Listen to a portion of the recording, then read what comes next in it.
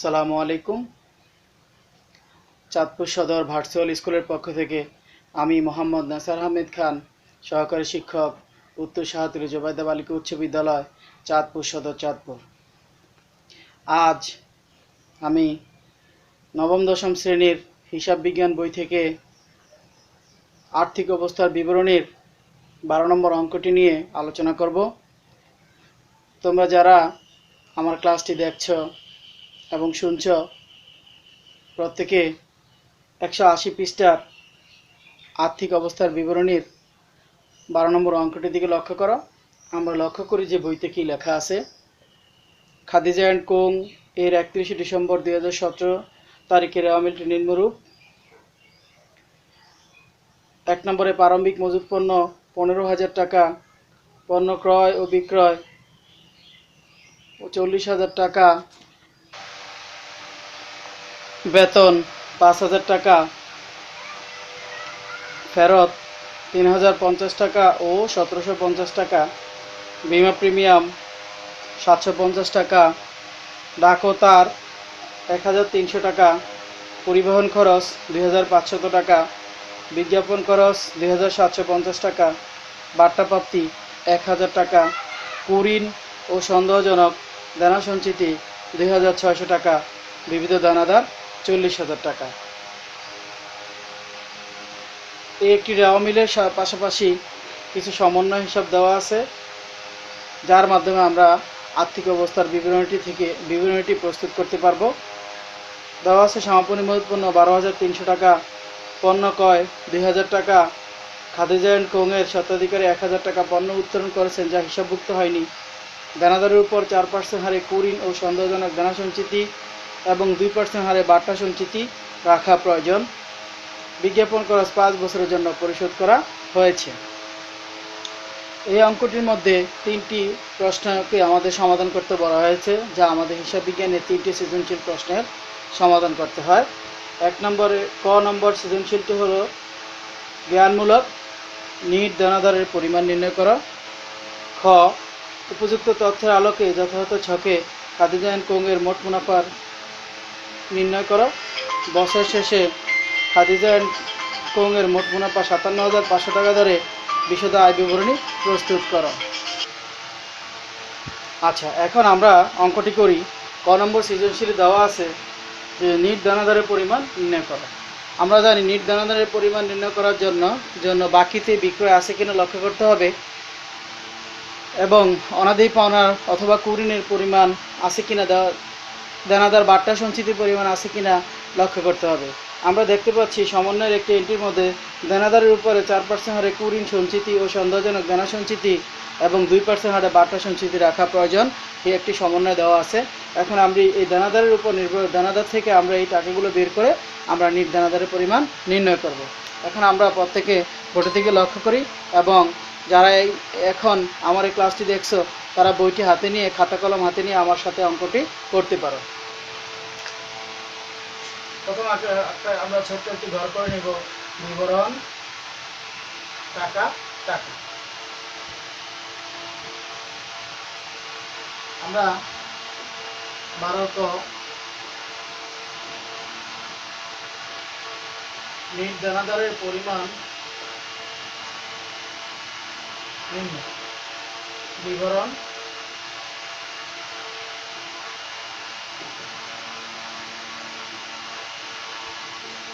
টাকা। অঙ্কের মধ্যে দেওয়া আছে দানাদারের পরিমাণ 40,000 টাকা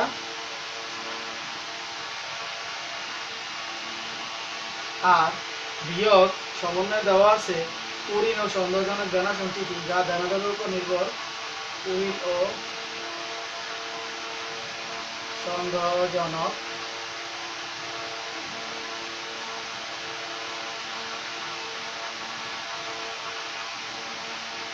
দানা সঞ্চিতি 40,000 টাকার উপরে 4% মানে হচ্ছে 1,600 টাকা। বিয়োগ করলে যা পাওয়া যাবে 0,0,6,4 হলে হাতে 1, 1 2 2 আছে 10,4 2 আছে 10,8 হলে হাতে 1, 1 4 3 হলে 38,400 টাকা। আরেকটি ইন্টিও দেওয়া আছে, তার সাথে সাথে 2% হারে বার্তা সঞ্চিতি ধার্য করে। বিয়োগ বাটা সঞ্চিত। বাটা সঞ্চিত বিয়োগ করলে 2% হারে হলো 4%, 2%, 2% হয় 0, 4 দুগুণে 8, 8 দুগুণে 16, 7 1, 6 রেখে 7 বিয়োগ করলে আমরা যা পাবো 88 দিলে হাতে 1, হাতে 1, 6, 6 রেখে 7, 87 3 হইলে হাতে 1, 7 রেখে 8, 88 14 6 হইলে হাতে 1, 1 আছে 8 হইলে 4 হইলে 37,632 টাকা হলো নিট দানাদারের পরিমাণ। সুতরাং নিট দানাদারের পরিমাণ 37,632 টাকা। আমরা এই অঙ্কটির মাধ্যমে বুঝলাম যে নিট দানাদারের পরিমাণ 37,632 টাকা। যারা দেখছো এবং শুনছো তারা মনোযোগ সহকারে অঙ্কটি খাতায় লিখে দিবা। এখন আরেকটি প্রশ্ন দেওয়া আছে, উপযুক্ত তথ্যের আলোকে যথাযথ ছকে খাদিজা অ্যান্ড কোং এর মোট মুনাফা নির্ণয় করো। খাদিজা অ্যান্ড কোং এর মোট মুনাফা নির্ণয় করতে হলে আমাদের আর্থিক অবস্থার বিবরণীকে 5টি ধাপে করা হয়। আমাদের এই নবম দশম শ্রেণীতে 3টি ধাপ নিয়েই আমরা অঙ্কটি করে থাকি। 1 নম্বর ধাপটা হলো বিশদ আয় বিবরণী, 2 নম্বর ধাপটা হলো মালিকানা সত্ত্ব বিবরণী, 3 নম্বর ধাপটি হলো আর্থিক অবস্থার পরিবর্তন, আর্থিক অবস্থার বিবরণী। আমরা এই বিশদ আয় বিবরণী একটি অংশ হলো মোট মুনাফা নির্ণয়। এই মোট মুনাফা নির্ণয় করব আমরা এখন বিশদ আয় বিবরণীর মাধ্যমে।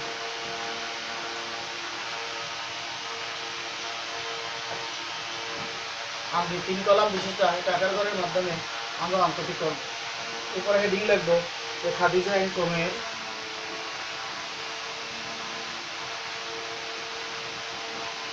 কোং এর 2017 সালে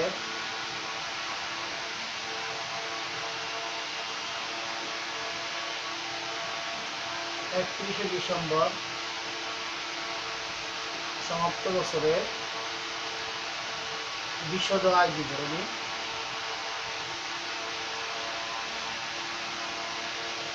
বিবরণ টাকা টাকা টাকা। আমরা জানি আর্থিক অবস্থার বিবরণীর মধ্যে বিশদ আয় বিবরণী প্রস্তুত করার সময় প্রথমত লক্ষ্য করতে হবে আমাদের নিট বিক্রয়ের পরিমাণ নির্ণয় করতে হবে। নিট বিক্রয়ের পরিমাণ নির্ণয় করতে হলে আমাদেরকে বের করতে হবে বিক্রয় আছে কিনা, বিক্রয়ের সাথে বাকিতে বিক্রয় আছে কিনা, অলিখিত বিক্রয় আছে কিনা, এবং আর বিক্রয় ফেরত আছে কিনা, বিক্রয় বাট্টা আছে কিনা।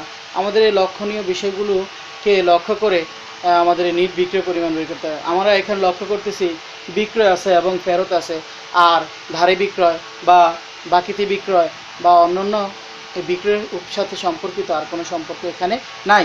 তাই আমরা প্রথমত নিট বিক্রয় বের করার জন্য প্রথমত আমরা বিক্রয়টাকে লিখব, টাকার অঙ্কটা বিক্রয়ের মাঝের ঘরে লিখব। বিক্রয় 1,05,000 টাকা বিয়োগ ফেরত। ফেরতটা আমরা জানি বিক্রয় ফেরত ডেবিট হয়, ক্রয় ফেরত ক্রেডিট হয়, রেওয়া মিলে আমরা শিখে আসছি। এখন বিক্রয় ফেরতের ঘরে ফেরত দেওয়া আছে 3,050 টাকা। আমরা এই 3,050 টাকা আমরা এখান থেকে বিয়োগ করে দিয়ে যা থাকবে তা হলো নিট বিক্রয়। 0 5 আছে 10 5 হইলে হাতে 1 আছে 9 গো, 1 আছে 10 গো 9 হইলে হাতে 1 3 রেখে 4 আছে 5 হইলে 1 হইলে 1,01,950 টাকা হলো নিট বিক্রয়। নিট বিক্রয়। এখন আমরা নিট বিক্রয় থেকে যদি বিক্রিত পণ্যের ব্যয় বিয়োগ করি তাহলে আমরা মোট লাভ পেয়ে যাব। এখন বিয়োগ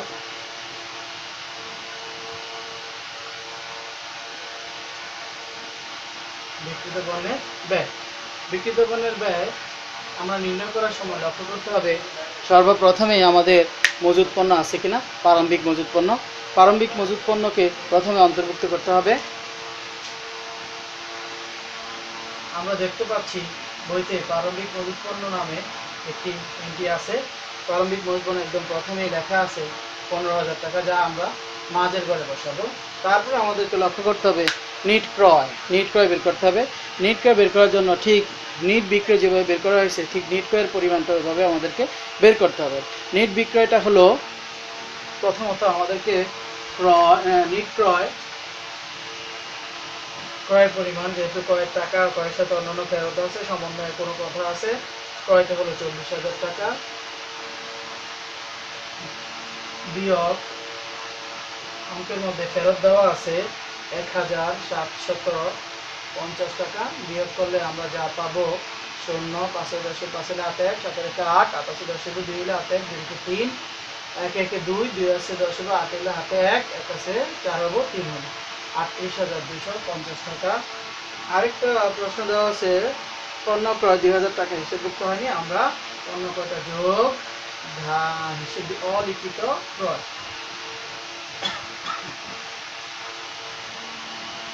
অলিখিত ক্রয় দেওয়া আছে 2,000 টাকা, আমরা এটা অন্তর্ভুক্ত করব। 0 5 2 হাতে 4 40,250 টাকা। আরেকটা এন্ট্রি আছে, দেখা যাচ্ছে খাদিজা অ্যান্ড কোং-এর স্বত্বাধিকারী 1,000 টাকা পণ্য উত্তোলন করেছে, যা হিসাবভুক্ত হয়নি।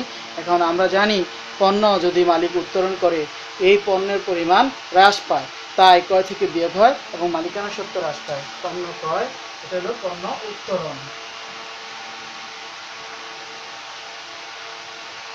পণ্য উত্তোলন হলো 1,000 টাকা।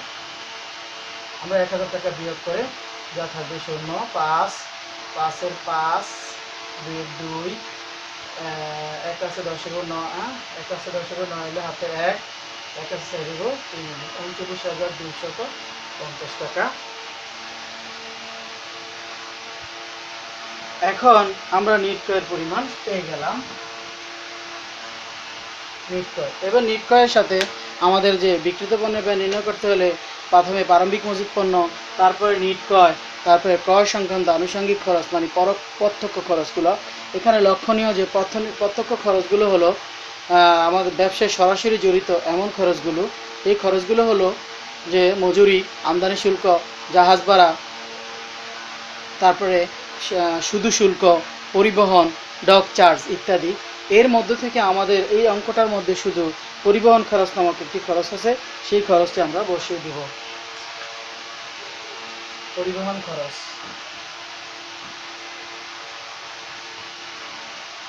খরচ দেওয়া আছে 2,500 টাকা।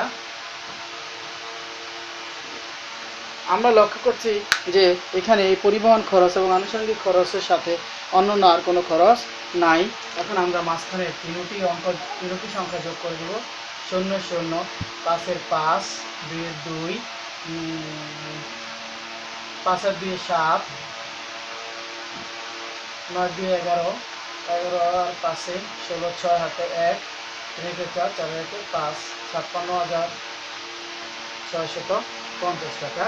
আমরা এখন জানি যে বিক্রিত পণ্যের ব্যয় থেকে যে আনুষঙ্গিক খরচ এবং প্রারম্ভিক মজুত পণ্য এবং নিট ক্রয়ের সাথে যোগ করার পর সমাপনী মজুত পণ্য বিয়োগ করলে আমরা বিক্রিত পণ্যের ব্যয় পেয়ে যাব। বিয়োগ সমাপনী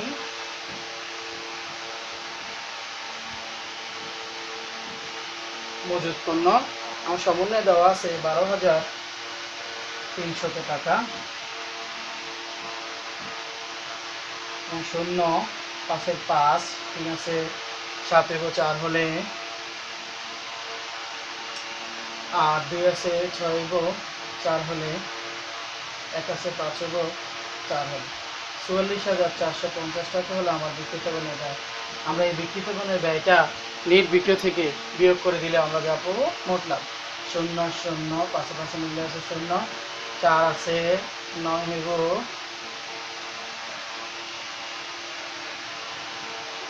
4 আছে, এখানে কোনো ভুল হয়েছে।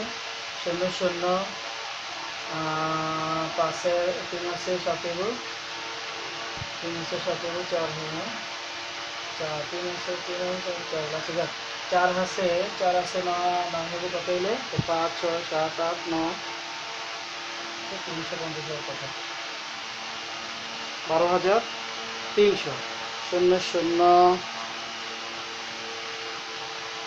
তাহলে আমাদের এখানে 4 আছে 9 5 হইলে হাতে 1, 4 এর 1 পা হাতে হাতে নাই, 4 আছে 11 হইব, 4 আছে 11 হইব, 7 হইলে হাতে 1, 4 আছে 10 হইব, হাতে 1, 4 এর 5 হইব, 5 হইলে হাতে 57,500 টাকা। এটা হলো আমাদের মোট মুনাফা।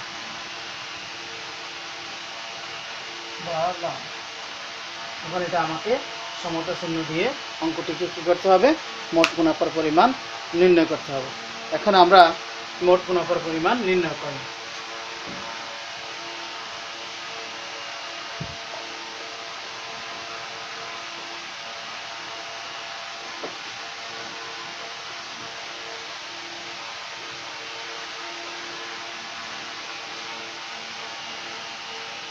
এখন আমাদেরকে আরেকটি অঙ্ক দেওয়া আছে, বছর শেষে খাদিজা কংয়ের মোট মুনাফা 57,500 টাকা ধরে বিশদ আয় বিবরণী প্রস্তুত করা।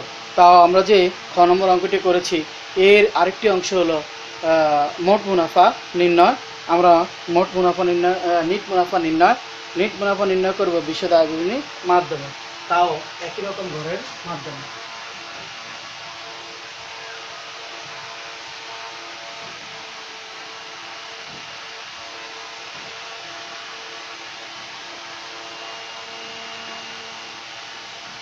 বিবরণ টাকা টাকা টাকা, তাও আমরা একই রকম হেডিং লিখব, খাদিজা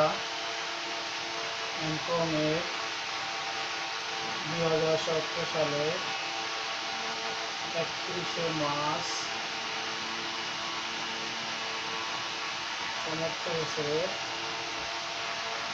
বিশদ আয় বিবরণ। এখন আমাদেরকে শুরুতেই যখন বিশদ আয় বিবরণীর মোট লাভ দেওয়া থাকে তখন আমাদেরকে শুরুতেই মোট লাভটা লিখতে হয়।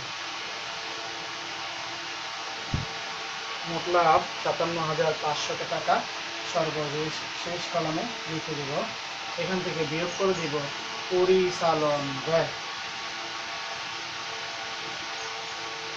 পরিচালন ব্যয়, আমরা জানি ব্যবসা পরিচালনা করতে যে খরচ তাহাই পরিচালন ব্যয় রূপে গণ্য হয়। সরাসরি যে ব্যবসায় পরিচালনা করতে যে খরচ তাহাই পরিচালন ব্যয় রূপে গণ্য হয়। পরিচালন ব্যয়গুলো হলো যেমন জাহাজ আমদানি, বিক্রয়, পরিবহন, বেতন, ভাড়া, মণিহারি, বিভিন্ন অন্যান্য যাবতীয় খরচ। এখানে আমাদের লক্ষণীয় বিষয় প্রথম দেওয়া আছে বেতন। আমরা বেতনটা লিখব। বেতনের সাথে সমন্বয় লক্ষ্য করতে হবে বকেয়া বা অগ্রিম আছে কিনা, নাই, তাহলে বেতনটা 5,000 টাকা সরাসরি আমাদের ঘরে বসে দেব। তারপর হলো বিমা প্রিমিয়াম। বিমা প্রিমিয়াম দেওয়া আছে 750 টাকা, তাও সমন্বয় কোনো এন্ট্রি নাই। ডাক ও তার খরচ 1300 টাকা, পরিবহন খরচ দেওয়া হয়ে গেছে।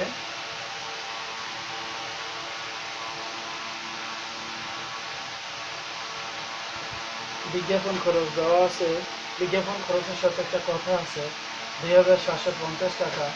অঙ্কটা দেওয়া আছে আমরা 1 বছরের, কিন্তু বিজ্ঞাপন খরচ দেওয়া আছে 5 বছরের জন্য প্রস্তুত করা হয়েছে। তাহলে আমাদেরকে যা যতটুকু দেওয়া হয়েছে সেটুকু অগ্রিম আমরা যদি 2200 টাকা আমাদের অগ্রিম থাকে, 550 টাকা 1 বছরের।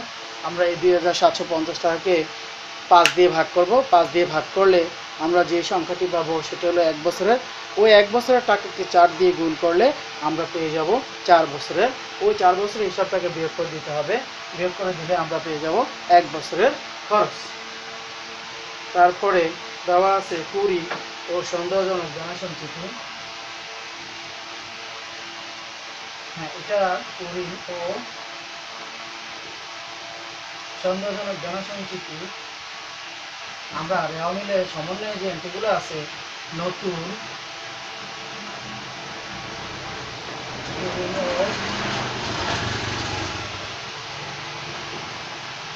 সন্দেহজনক জনসংখ্যা দেওয়া আছে আমাদের বেরিংসে 1600 টাকা, 4% হারে যোগ বার্তা সঞ্চিতি বের হয়েছিল 768 টাকা। এটা আমরা যোগ করে দিব 8 6 6 27 13 3 1 1 2 2368 টাকা রেওয়া মিলে যে এন্ট্রিটা আছে এটা পুরাতন সঞ্চিতি নামে গণ্য করা হয়। পুরাতন সঞ্চিতি দেওয়া আছে 2600 টাকা। আমার ব্যয় থেকে আয় বেশি, তাই 8 6 আমার যেহেতু আয় বেশি তাহলে বিয়োগ 8.2 হলে হাতে 1, 4 × 7 27 হলে হাতে 1 1 3 × 4 4 6 হলে হাতে নাই 2 232 টাকা আমাকে এখানে আয়ের পরিমাণ দেখানো হয়েছে। তারপর দেওয়া আছে কি আমরা লক্ষ্য করি এখানে আর কোনো এন্ট্রি দেওয়া নাই। বেতন দিলাম, বিমা প্রিমিয়াম দিলাম, ডাকতার দিলাম, বিজ্ঞাপন খরচ দিলাম, কুরিং সন্দেহজনক জানা দিলাম, পণ্য ক্রয় হিসাবভুক্ত হয়নি সেটা এখানে আসবে না, এটা দিয়ে দিচ্ছি। পণ্য উত্তোলন দিয়ে দিলাম, আর কিছু না, এখানে এটা আমরা যোগ করে দেব, যোগ করে বিয়োগ করে দেব।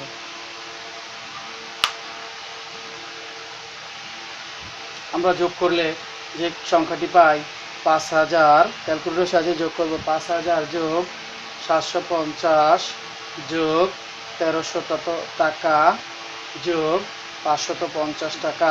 এটা দেওয়ার পর আমরা এখানে 232 টাকা আমাদের আয়ের পরিমাণ বেশি আছে, এটাকে বিয়োগ করে দিব 232 টাকা। তাহলে 12,318 টাকা।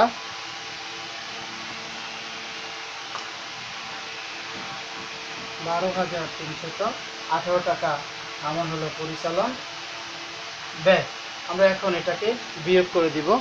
12,318 টাকার মধ্য থেকে আমরা যদি বিয়োগ করে দিই 57,500 টাকা বিয়োগ 12,318 টাকা, 57,262 টাকা।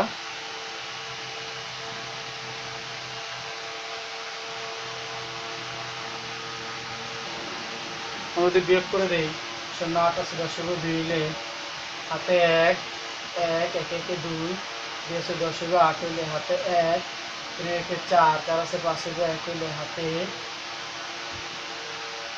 হাতে নাই 2 আছে 7 হলে 5 হলে আর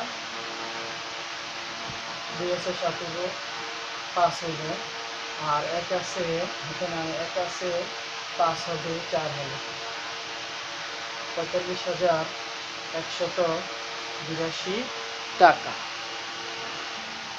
এখানে আমাদের যে যোগফলটি একটু মিস্টেক হয়েছে, 6,818 টাকা, 6,818 টাকা। আমাদের বিয়োগটাও ভুল হয়েছে, বিয়োগটা হবে 88.2 হলে হাতে 1 1 আছে 10 2 হলে হাতে 1 8 9 9 আছে 15 হইব 6 হলে 9 আছে 15 হইব 6 হলে হাতে 1 6 7 7 হাতে মিলে আছে 0 5 5 50,622 টাকা। আরেকটা এখানে আমাদেরকে লক্ষ্য করতে হবে যে পরিচালন ব্যয়ের সাথে যোগ করতে হবে অন্যান্য আয়সমূহ। এই টাকাটি বের হয়েছে পরিচালন মুনাফা। এখন আমাদের পরিচালন মুনাফার সাথে যোগ করতে হবে অন্যান্য আয়। অন্যান্য আয় শুধু দেওয়া আছে বার্তা